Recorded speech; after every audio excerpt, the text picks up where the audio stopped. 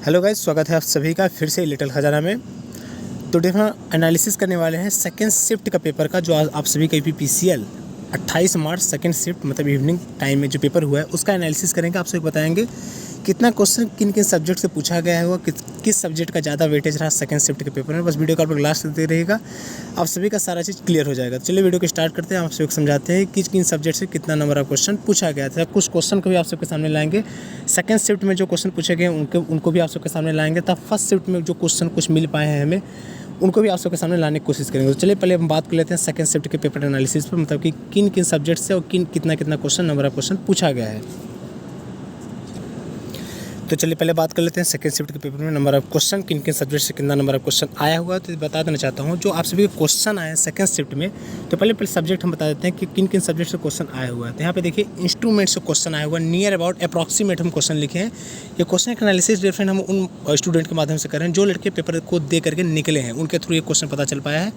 तो पहले चलिए हम सब्जेक्ट बता देते हैं किन किन सब्जेक्ट से क्वेश्चन आया हुआ, कितना नंबर ऑफ क्वेश्चन आया हुआ है। तो हम बता देना चाहते हैं मेजरमेंट इंस्ट्रूमेंट है नियर अबाउट 15 क्वेश्चन आप सबके एग्जाम में आया हुआ है सेकंड शिफ्ट के एग्जाम में। और पावर सिस्टम से यही नियर अबाउट 10 क्वेश्चन आया हुआ है। उसके बाद पावर प्लांट से near about 10 question power plant से भी आया हुआ है। उसके साथ साथ बताना चाहता हूँ एसजीपी से भी 15 क्वेश्चन आया हुआ है। पीएलसी स्काडा के देखिए इसमें ठीक ठाक वेटेज रहा है, कहने तो बहुत ज़्यादा क्वेश्चन यहाँ पे नहीं आया है। तो 4 से 5 क्वेश्चन आप सभी का पीएलसी स्काडा से आया हो, ठीक है। पीएलसी से 4 से 5 क्वेश्चन, इसके बाद स्काडा से 2 से 3 क्वेश्चन, इसके बाद मैटलैब से 3 से 4 क्वेश्चन मैटलैब का आया हुआ है, ठीक है।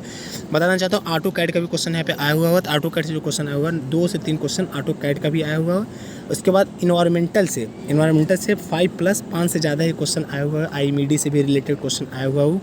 इसके बाद बताना चाहता हूँ आईएमईडी से देखिए 2 से 3 क्वेश्चन आया हुआ है। इसके बाद डिजिटल इसका मशीन का देखिए इस पेपर में मशीन का अच्छा खासा वेटेज रहा है। तो अगर बताएं मशीन से तो 15 क्वेश्चन आया था आप सभी के मशीन सब्जेक्ट से। उसके साथ साथ बेसिक से जो क्वेश्चन आया हुआ है वो 4 से 5 क्वेश्चन बेसिक से आया हुआ है। उसके बाद डिजिटल इलेक्ट्रॉनिक से आप देखिए इस पेपर में इलेक्ट्रॉनिक को वेटेज बिल्कुल नहीं दिया है, कहने का मतलब है इलेक्ट्रॉनिक को नॉर्मली डिजिटल से 1-2 क्वेश्चन पूछ दिया था, डिजिटल से 1-2 क्वेश्चन। उसके बाद एनालॉग से एक भी क्वेश्चन नहीं, मान सकते हैं एक भी क्वेश्चन नहीं, अप्रॉक्सीमेट मतलब एक क्वेश्चन आया हुआ होगा। और बात करते हैं कंट्रोल सिस्टम की, तो कंट्रोल सिस्टम से भी यहाँ पे क्वेश्चन नहीं पूछा गया। उसके साथ में बताना चाहता हूँ network basic basic electrical engineering से भी क्वेश्चन नहीं पूछा गया है। यहाँ पे देखिए पावर इलेक्ट्रॉनिक का अच्छा खासा वेटेज है इस पेपर में आप सभी के 28 तारीख के सेकेंड शिफ्ट में। 8 से 10 क्वेश्चन पावर इलेक्ट्रॉनिक से पूछा गया है। उसके साथ ही बताना चाहता हूँ EEE वायरिंग अर्थिंग से क्वेश्चन बहुत अच्छा क्वेश्चन आया हुआ है आप सभी की इंजीनियरिंग ड्राइंग से। तो इंजीनियरिंग ड्राइंग से 10+ क्वेश्चन पूछा गया है, 10+। उसके बाद इंडियन इलेक्ट्रिसिटी रूल से बहुत अच्छा खासा क्वेश्चन पूछा नहीं गया है, मतलब एक क्वेश्चन पूछा गया है और ये 79 जो आप सभी का रूल है वो पूछा गया था, ठीक है। उसके बाद EDC से बहुत ज़्यादा क्वेश्चन नहीं पूछा गया, EDC से मात्र 1 या 2 क्वेश्चन पूछा गया है आप सभी का EDC से। तो डिफरेंट आप सभी का हम देखिए सब्जेक्ट बता दिए हैं, कहने का मतलब आप सभी के जिन जिन सब्जेक्ट से क्वेश्चन आया था सेकंड शिफ्ट के पेपर में और कितना नंबर ऑफ क्वेश्चन आया था वो बता दिए हैं। चलिए कुछ क्वेश्चन को भी आप सबके सामने ला देते हैं, एग्जैक्ट आंसर तो नहीं लेकिन हाँ क्वेश्चन किस प्रकार से पूछे गए थे वो क्वेश्चन आप सभी को हम बता देते हैं, ठीक। तो चलिए क्वेश्चन की अगर हम बात करें तो मैथ से देखिए इस बार मैथ से हर फेज में क्वेश्चन पूछ रहा है। तो यहाँ पे मैथ जो क्वेश्चन इंटीग्रेशन से क्वेश्चन जो पूछा गया है 4 से 5 क्वेश्चन इंटीग्रेशन से पूछा गया है। उसके साथ साथ बता देना चाहता हूँ डियर फ्रेंड, यहाँ पे इंटीग्रेशन का जो क्वेश्चन था वो कुछ इस टाइप का था जो आप पढ़े होंगे इंटर एट हाई स्कूल में, 1 इंटू 2 का मल्टीप्लिकेशन का इंटीग्रेशन, कुछ इसी टाइप का क्वेश्चन था, एग्जैक्ट नहीं लेकिन हाँ कुछ इस टाइप का क्वेश्चन था।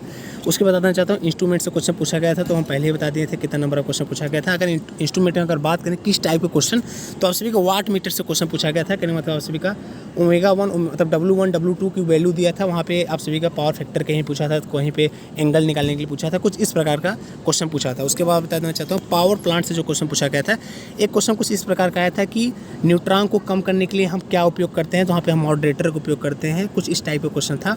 उसके साथ साथ आप सभी का क्वेश्चन पूछा गया था पावर सिस्टम में या फिर पावर सिस्टम में डीजल पावर प्लांट से क्वेश्चन पूछा गया था, टैंक से रिलेटेड। उसके बाद डीजल इंजन से भी क्वेश्चन आया था आप सभी के पेपर में, ठीक है। नैंड गेट से क्वेश्चन पूछा गया था, डिजिटल इलेक्ट्रॉनिक अगर हम बात करें तो यहाँ पे नैंड गेट से क्वेश्चन पूछा गया था। नैंड गेट में क्वेश्चन कुछ इस प्रकार का था कि आउटपुट अगर 0 है तो उस कंडीशन में नैंड गेट का इनपुट क्या होगा, ठीक है। और उसके बाद अगर हम बात करें पावर इलेक्ट्रॉनिक की, तो पावर इलेक्ट्रॉनिक में जो क्वेश्चन पूछा गया था कन्वर्टेड से काफ़ी अच्छा खासा क्वेश्चन था, 3-4 क्वेश्चन था। उसके साथ साथ बताना चाहता हूँ half single phase half wave rectifier से क्वेश्चन था। इसमें क्वेश्चन कुछ इस प्रकार का था कि single phase half wave rectifier में कितना नंबर ऑफ डायोड हम यूज करते हैं और कितना नंबर ऑफ थायरिस्टर हम यूज करते हैं, ठीक है। पावर सिस्टम में आप सभी का क्वेश्चन था इंसुलेटर से, इंसुलेटर में भी उसके बाद सेंसिटिविटी से भी था क्वेश्चन।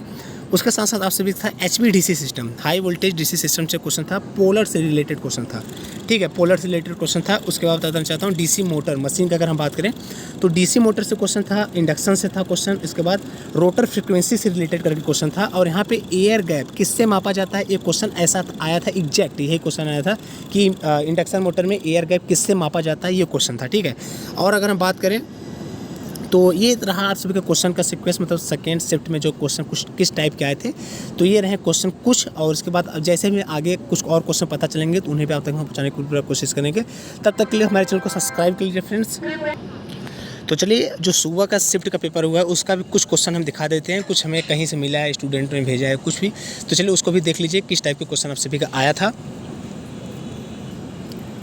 पर फ्रेंड्स एक बात और कहना चाहेंगे, अगर आपने चैनल को अभी तक सब्सक्राइब नहीं किया, वीडियो को लाइक नहीं किया, तो चैनल को सब्सक्राइब कर दीजिए, वीडियो को लाइक कर दीजिए, ताकि आप सभी को UPPCL का प्रत्येक फेज का पेपर का एनालिसिस मिलता रहे सबसे पहले। तो ठीक है, चलिए अब सेकंड शिफ्ट फर्स्ट शिफ्ट का भी पेपर का एनालिसिस हम थोड़ा कर देते हैं। जो क्वेश्चन एनालिसिस तो खैर किए ही थे, तो क्वेश्चन दिखा देते हैं। कुछ हमारे पास क्वेश्चन कुछ मिल गए हैं कहीं से भी, तो चलिए उन क्वेश्चन को भी हम दिखा देते हैं। तो चलिए, सुबह का जो पेपर हुआ है फर्स्ट शिफ्ट का, उसमें जाकर क्वेश्चन की बात करें तो यहाँ पे भी इंटीग्रेशन से क्वेश्चन आया था 4 से 5। PLC SCADA मैटलैब से भी क्वेश्चन आया था, 7 से 9 क्वेश्चन PLC SCADA मैटलैब से आया था। उसके बाद विंड पावर प्लांट से यहाँ पे क्वेश्चन पूछा गया था। उसके साथ साथ पूछा गया था क्वेश्चन डीजल पावर प्लांट से। उसके साथ साथ सर्ज टैंक में, सर्ज टैंक तो सब जानते हैं, सर्ज टैंक से क्वेश्चन पूछा गया था। उसके बाद यहाँ पे क्वेश्चन जो आया था सब्जेक्ट की बात करें तो UEET से क्वेश्चन आया था। उसके साथ साथ इन्वायरमेंटल से क्वेश्चन आया था। उसके साथ साथ आप सभी का स्टैटिक VAR कंपनसेशन कॉन्फ़िगरेशन से क्वेश्चन आया था। उसके साथ earthing strip size for copper से क्वेश्चन आया था, मतलब इस टाइप का क्वेश्चन था कुछ। और उसके बाद आप सभी का आया था सोलेनॉइडल रिले से क्वेश्चन आया था आप सभी का, ठीक है।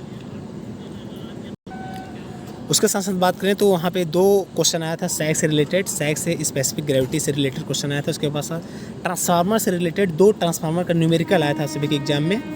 उसके साथ साथ अगर हम ब्रेकिंग कैपेसिटी से भी एक क्वेश्चन पूछा गया था, ब्रेकिंग कैपेसिटी से। उसके साथ साथ होल्स की मोबिलिटी पे एक क्वेश्चन आया था, बैटरी के एम्पियर हावर्स पे एक क्वेश्चन आया था, सीरीज सर्किट के क्वालिटी फैक्टर, सीरीज सर्किट में क्वालिटी फैक्टर क्या होता है, इससे भी क्वेश्चन आया था आप सभी के एग्जाम में।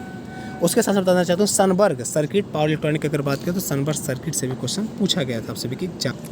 और भी पावर इलेक्ट्रॉनिक से क्वेश्चन आए थे, जैसे कि आप सभी का क्वेश्चन आया था SCR के DI/dt प्रोटेक्शन क्या होता है, वहाँ से क्वेश्चन आया था। जैसे कि आप जानते हैं SCR में DI/dt प्रोटेक्शन हम यूज करते हैं।